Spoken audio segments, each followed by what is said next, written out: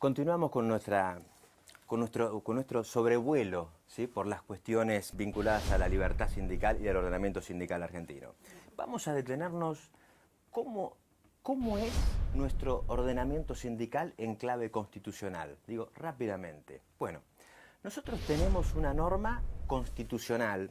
El artículo 14 bis, incorporado en el año 1957, ya nos marca una pauta, una pauta muy clara. Dice que, bueno, que las leyes asegurarán al trabajador una organización sindical libre y democrática, reconocida por la simple inscripción en un registro especial. Además, queda garantizado a los gremios, bueno, la negociación colectiva, la huelga, y los representantes gremiales gozarán de las garantías necesarias para el cumplimiento de su gestión sindical y las relacionadas con la estabilidad del empleo. Esta es la base. Ahora, ¿qué ha sucedido en nuestra historia constitucional reciente? Bueno, en el año 94 hubo una reforma profunda y a partir de esa reforma profunda han cambiado, bueno, muchas cosas. Entre algunas de las cosas que han venido a suceder está la de la incorporación de algunas normas internacionales. Entre las normas internacionales que se han incorporado a nuestro plexo normativo, hay algunas a las cuales se les ha dado un rango muy importante, es decir, se las ha igualado a la Constitución misma. Y entre estas normas están dos pactos del año 1966, el Pacto de los Derechos Económicos, Sociales y Culturales y el Pacto de los Derechos Civiles y Políticos, y tanto el uno como el otro incorporan, reconocen al Convenio 87 como parte, ¿sí?, de su propia estructura normativa. Y como estas dos normas están en la Constitución Nacional incorporadas como pactos con igual jerarquía que la Constitución, resulta que lo que acabo de explicar, el Convenio 87, es parte de nuestra Constitución Nacional en el mismo plano que ella. El Convenio 98, que también hice una breve referencia, ha quedado en un rango normativo también diferente a la situación que preexistía al año 1994.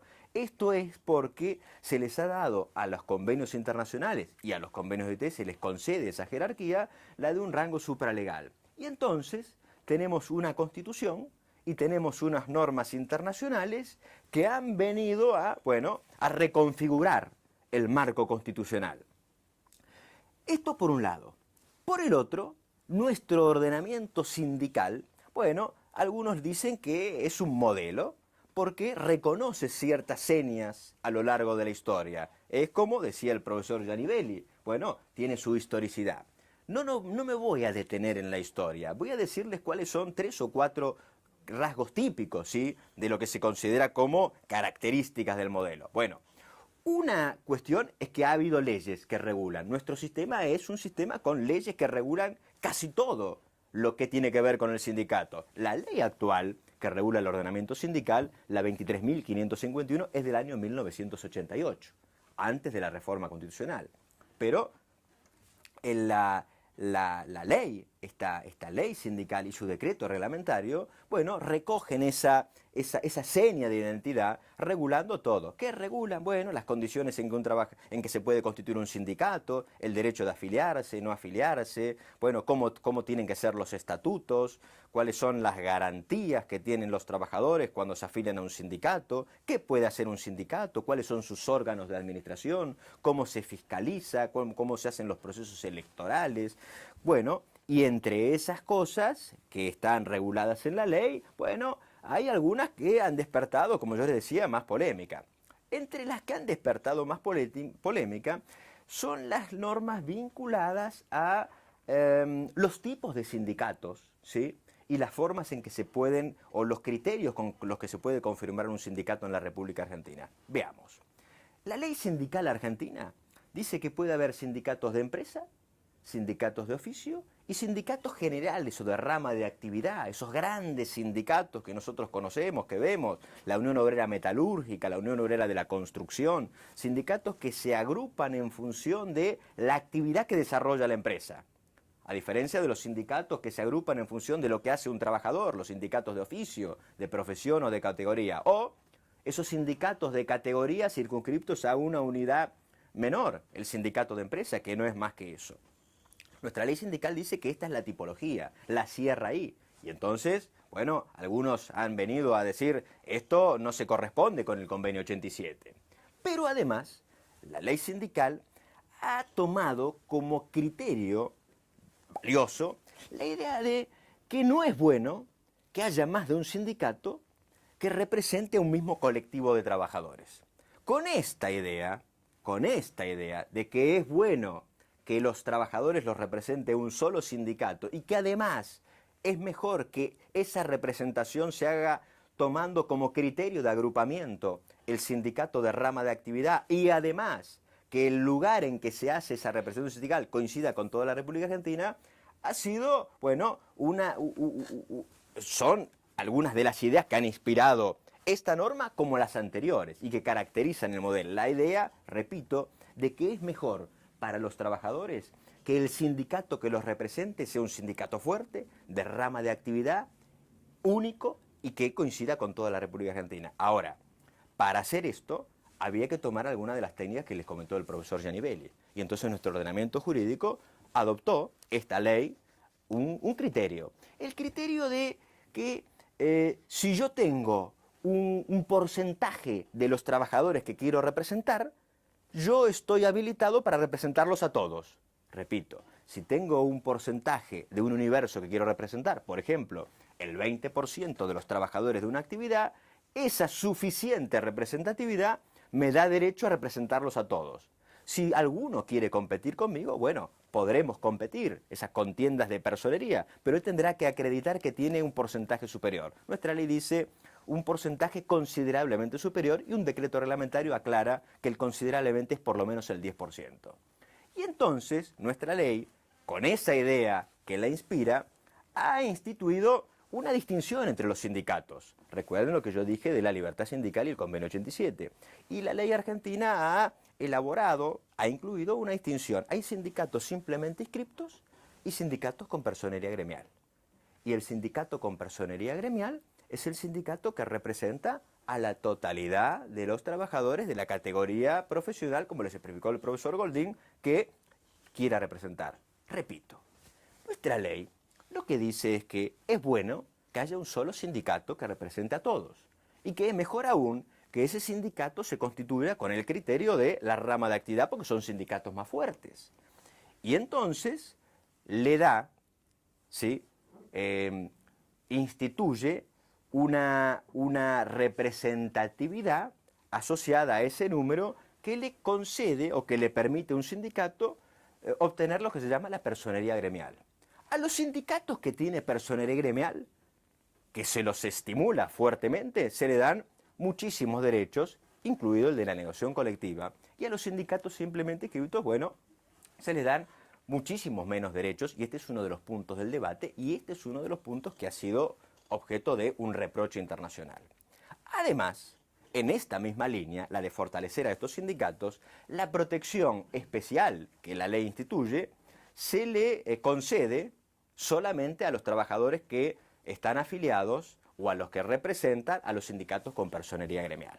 Entonces, esta es una de las notas, ¿sí?, del sistema sindical argentino que de alguna manera responden a aquella caracterización. Hay otra nota que quiero marcarles que también es una particularidad argentina del modelo. ¿Cuál es esa otra nota? Es la representación al interior de las empresas. La ley sindical argentina toma una variante ecléctica de lo que sucede en el mundo. En el mundo, en las empresas, hay dos tipos de representaciones. Una representación de todos los trabajadores de esa empresa, que se conoce como, en terminología internacional, como los representantes electos. Y hay representantes del sindicato, ¿sí?, y conviven en otros sistemas. Es decir, una representación de los trabajadores, solo de los de la empresa, y representantes del sindicato, y conviven, algunas veces con mayor cordialidad, otras menos, pero conviven. El sistema nacional argentino, nuestro modelo sindical, ha tomado una variante de las dos, las ha mezclado, y nuestro sistema tiene una representación que conjuga esos dos criterios. ¿Cómo los conjuga? Bueno, hay representantes de los trabajadores al interior de la empresa. Ahora, estos representantes de los trabajadores son electos por todos los trabajadores de la empresa, pero solamente pueden ser electos aquellos que pertenecen a la acción con personería gremial. Y la elección solamente puede ser convocada por el sindicato que tiene personería gremial. Con esta idea, el modelo sindical, esa representación al interior de la empresa hace que fuera considerado un órgano del sindicato. ¿Se entiende? ¿Me entienden lo que estoy diciendo? Esta es una particularidad del modelo. Particularidad del modelo que después vamos a ver con el profesor Giannivelli, ha sido objeto de alguna decisión de jurisprudencia que ha dicho, bueno, conforme el convenio 87, esto no se compadece con los términos del convenio. Bueno, de alguna manera, como les decía, un sindicato, una legislación sindical que regula fuertemente todas las cuestiones, un sindicato de rama de actividad, un solo sindicato que representa a la categoría, la idea de que hay niveles que se van como esas matriuscas rusas, ¿vieron esas matriuscas rusas que se van como agrupando en instancias de poder hasta llegar a la última parte, donde hay una instancia de representación de todo el movimiento obrero, la CGT, la CTA1, CTA2, la CGT, bueno, esa idea de una construcción piramidal es también fue una de las características del modelo y pareciera ser que es una de las características que estimula esta ley sindical. Un sindicalismo con fuerte representación política, mucha acción política, altas tasas de afiliación sindical, representación unitaria, como les decía, al interior. Bueno, esas son las notas del modelo sindical argentino a lo largo de la historia y que esta misma ley ha expresado. Después vamos a ver cuáles son los cuestionamientos. Pero entonces, vamos a repasar, vamos a reconstruir. Modelo para armar. Tenemos una constitución que tenía un artículo, una norma que es piedra central. Una constitución que fue mejorada. Sí, digo bien, mejorada, cambiada sustancialmente en el año 94 con la incorporación de los tratados, este bloque de constitucionalidad y estos dos convenios que yo les señalé. Y un dato no menor, que después seguramente vamos a poder tener algún tipo de intercambio, una participación activa de la Corte Suprema de Justicia de nuestro país, revisando el ordenamiento jurídico nacional ahora a la luz de los criterios de los órganos de control, básicamente de la OIT, con respecto a la compatibilidad o incompatibilidad del ordenamiento nacional con respecto a esas normas internacionales del trabajo. 3 puntos quiero marcarles, que han sido objeto de decisiones a este nivel y han marcado contradicciones con las normas internacionales, básicamente con el convenio 87. Uno, el que yo les comentaba, esta idea de que los representantes de personal, ¿sí?, solamente pueden ser propuestos y solamente pueden ser elegidos aquellos que provengan de una acción con personal gremial. Primera impugnación, ¿sí?, que en el marco normativo de la Corte Suprema encontró acogida en el año 2008. Después, que había una protección especial, intensa, como es la que tiene la ley sindical, para aquellos que representan a trabajadores, que representan o que son representantes de acciones con personería gremial. Esta idea de que a los representantes de las acciones simplemente inscriptas no había que concederle igual garantía. Bueno, la idea era que había que tratar de fortalecer ese sindicato con personería gremial. Y entonces la Corte, al año siguiente, en el 2008, en 2009, en un fallo, Rossi dice, no, esto es contrario al convenio 87, y entonces usted tiene que, lo que acá en la ley dice que protege solamente a aquellos que son representantes de la asociación con personal gremial, eso usted también tiene que concedérselo a aquellos que son representantes de acciones simplemente inscriptas. Otro gran paso, digamos, de la Corte Suprema revisando el ordenamiento sindical. Y finalmente, una cuestión que ha llamado la atención también en cuanto a el modo en que los tribunales se han comportado en el último tiempo. ¿Por qué? Porque si bien es cierto que en el marco de la protección de la acción sindical, la ley sindical tiene una serie de garantías muy fuertes para los representantes de las asociaciones con personería gremial y que por el imperio de las decisiones de la jurisprudencia eso se ha concedido ahora también a aquellos que están representando acciones simplemente inscriptas, la ley sindical no había incluido una norma que hubiera sido utilizada para defender ya a los simples activistas, aquellos que no están ni en un sindicato ni en otro, a los que hacen acción sindical de alguna manera al margen de esas formas orgánicas. Y entonces los tribunales de la nación no eran consistentes a la hora de conceder algún tipo de respuesta a esas acciones antisindicales. Sin embargo, en el último tiempo, los tribunales han hecho un uso importante, intenso, de una ley que venía, pero que sorprendentemente no era utilizada. La ley de discriminación, la de 23592, una ley del año 1988. Y con esa ley, ¿sí? o bajo esa estructura normativa, los tribunales, ¿sí? Los tribunales de primera, segunda, tercera instancia y la propia Corte Suprema ampliaron ahora sí la protección de la actividad sindical a todo aquel que logre demostrar, ¿sí? Aunque sea indiciariamente, que ha sido objeto de una práctica de discriminación en todas sus variantes, al momento de ingresar a un empleo, durante la relación de empleo o en el momento más definitivo, ¿sí? Aquel crucial, el momento en que eventualmente a uno lo despidan por algún motivo que tenga esas características. Bien, hasta acá solamente un repaso, ¿sí? De esas notas que podríamos decir que nos han parecido a nosotros más relevantes para marcarles, bueno, la singularidad, ¿sí? En nuestro ordenamiento nacional y la singularidad del momento que atraviesa este ordenamiento jurídico, producto de,